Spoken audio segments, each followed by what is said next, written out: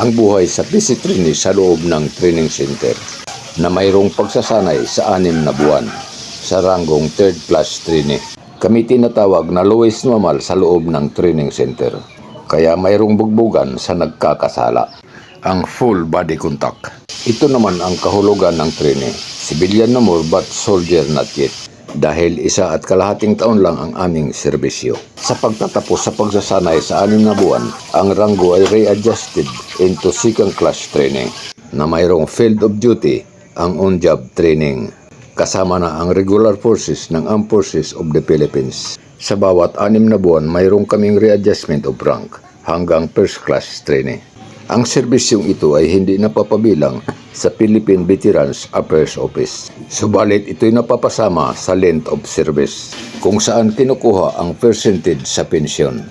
Ang parade ground ng training center ng Region 9 ang ating ginamit bilang tanawin. Dahil malayo ang Region 12 sa Kamparang Maguindanao kung saan kami nagsanay. Maliban dito, paglipas ng ilang dekada, nag-iiba na ang tanawin. Ang mga pagbabago sa lugar. September 1, 1978 ang unang araw namin sa loob ng training center. Kami nakapasok na walang gamit maliban sa aming suot sa katawan. Kami binigyan ng isiwan sa alas 3 ng hapon at pinakain alas 5:30. Kami pinapasok sa isang barracks sa alas 6 ng gabi para magpahinga.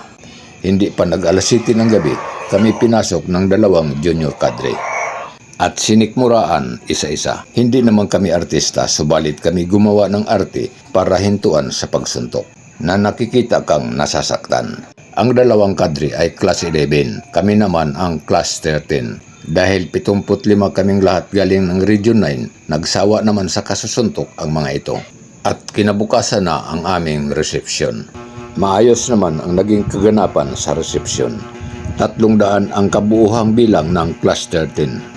75 ang galing ng Region 9. 75 naman ang galing ng Region 10. Ganon din ang Region 11 at ang Region 12. PC Ranger at Special Forces ang may hawak sa amin.